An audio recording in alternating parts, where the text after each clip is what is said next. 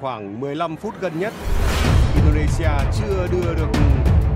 Timnas Indonesia bersiap menghadapi laga penting melawan Australia dan Bahrain pada 20 dan 25 Maret 2025 dalam lanjutan grup C putaran ketiga kualifikasi Piala Dunia 2026 zona Asia. Ketua Badan Tim Nasional, BTN, Sumarji, mengungkapkan bahwa Patrick Kluivert telah menyiapkan 27 pemain untuk dua laga krusial ini. Beberapa di antaranya adalah wajah baru yang berpotensi mencuri perhatian. Meskipun daftar resmi belum diumumkan, beberapa nama mulai dikaitkan sebagai calon debutan di skuad Garuda. Berikut 5 pemain yang dijagokan masuk dalam daftar panggilan Timnas Indonesia untuk laga Maret mendatang. Jairo Riedewald. Gelandang Royal Antwerp, Jairo Riedewald, sedang dalam proses naturalisasi sebagai warga negara Indonesia. Jika proses ini rampung sebelum Maret, Jairo berpeluang besar tampil melawan Bahrain. Kehadirannya dinilai sangat penting untuk memperkuat lini tengah Garuda dan menjadi tandem ideal bagi Tom Haye dalam mengatur aliran bola. Tim Gepens. Bek sayap kiri FC Emmen, Tim Gepens, telah resmi mendapatkan paspor Indonesia sejak Februari 2025. Meski awalnya diproyeksikan untuk Timnas U20, kemampuannya membuatnya layak dipertimbangkan untuk level senior. Dengan catatan 12 penampilan di Liga 2 Belanda, Gepens bisa menjadi opsi bagi Patrick Kluivert untuk mengisi sektor sayap. Dion Marks. Dion Marks, pemain bertahan yang kini bermain untuk top OSS di Liga 2 Belanda, juga telah menyelesaikan proses naturalisasi. Pemain yang berposisi sebagai bek tengah ini memiliki peluang besar untuk memperkuat lini belakang Timnas Indonesia jika mendapat kepercayaan dari Patrick Kluivert. Jens Raven. Di tengah permasalahan ketajaman lini serang Timnas Indonesia, Jens Raven bisa menjadi opsi baru.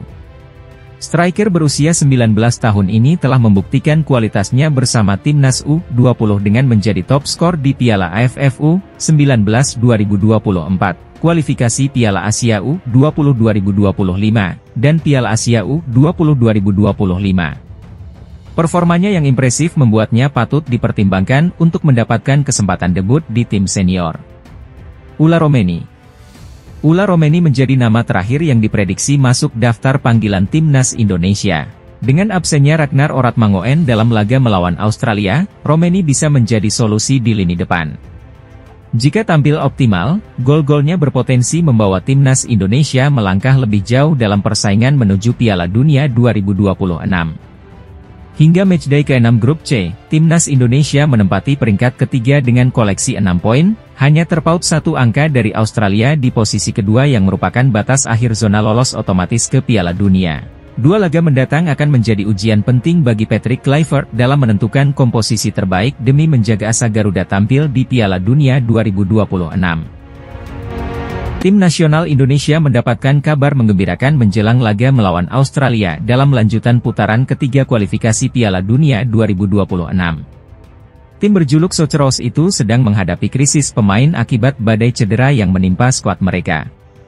Pertandingan antara Timnas Indonesia dan Australia dijadwalkan berlangsung di Stadion Allianz Sydney pada 20 Maret 2025, sebagai bagian dari matchday ke-7 grup C.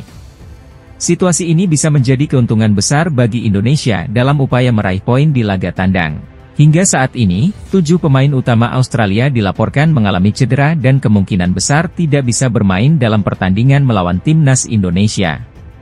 Mereka adalah Kusini Yengi, Portsmouth; Thomas Deng, Yokohama F. Marinos; Harry Soutar, Leicester City; Jordan Bos, Westerlo; Conor Metcalfe, ST Pauli; Nestori Irankunda, Grasshopper FC; Alessandro Circati, Parma.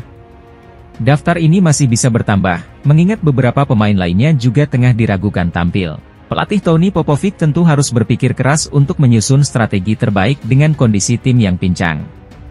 Menurut laporan The West, Jordan Bos kemungkinan besar akan absen lebih lama akibat cedera hamstring. Bek kiri berbakat itu mengalami cedera saat Westerlo menang 4-2 atas Standard Liège di Liga Belgia pada 10 Februari 2025 dan belum kembali bermain sejak saat itu. Sebelumnya, Bos juga pernah absen ketika Australia menghadapi Indonesia di Jakarta pada September 2024. Namun, setelah pulih, ia sempat tampil melawan Cina, Jepang, Arab Saudi, dan Bahrain, meskipun tidak selalu bermain penuh. Selain badai cedera yang melanda pemain bertahan dan lini tengah, Australia juga terancam kehilangan Matt Ryan, kiper utama sekaligus kapten tim. Ryan mengalami cedera pinggul yang membuatnya absen dalam 2 pertandingan terakhir bersama klub barunya, RC Lens di Ligue 1 Prancis. Sebelum cedera, Ryan tampil impresif dengan membawa Lens menang atas Angers, 1-0, dan Montpellier, 2-0. Namun, setelah absennya Ryan, Lens justru mengalami 2 kekalahan beruntun dengan skor 0-2 dari Nice dan Strasbourg. Absennya Ryan tentu menjadi pukulan bagi Australia, mengingat perannya yang sangat krusial di bawah mister gawang. Jika tidak pulih tepat waktu, Socheros harus mencari solusi cepat untuk mengisi posisi penjaga gawang. Di tengah krisis cedera, Australia mendapatkan sedikit kabar baik. Nestori Irankunda, pemain muda berbakat, telah kembali bermain setelah pulih dari cedera kaki. Pada laga melawan Servette di Liga Super Swiss pada 16 Februari 2025, Irankunda tampil gemilang meskipun Grasshopper FC kalah 1-2. Ia nyaris mencetak gol lewat sundulannya yang mengenai mister gawang dan berperan dalam proses gol timnya setelah dilanggar oleh kiper lawan. Jadon Montnor, pemain keturunan Indonesia yang gagal dinaturalisasi oleh timnas Indonesia, kini semakin bersinar di Eropa dan berpotensi tampil di Piala Dunia 2026 bersama Suriname. Nama Jadon Montnor sempat menarik perhatian publik sepak bola Indonesia karena dikabarkan ingin memperkuat skuad Garuda. Pemain berusia 22 tahun ini disebut memiliki garis keturunan dari Medan, yang membuatnya berpeluang dinaturalisasi. Namun, harapan itu pupus setelah diketahui bahwa garis keturunannya terlalu jauh, yakni dari sang buyut.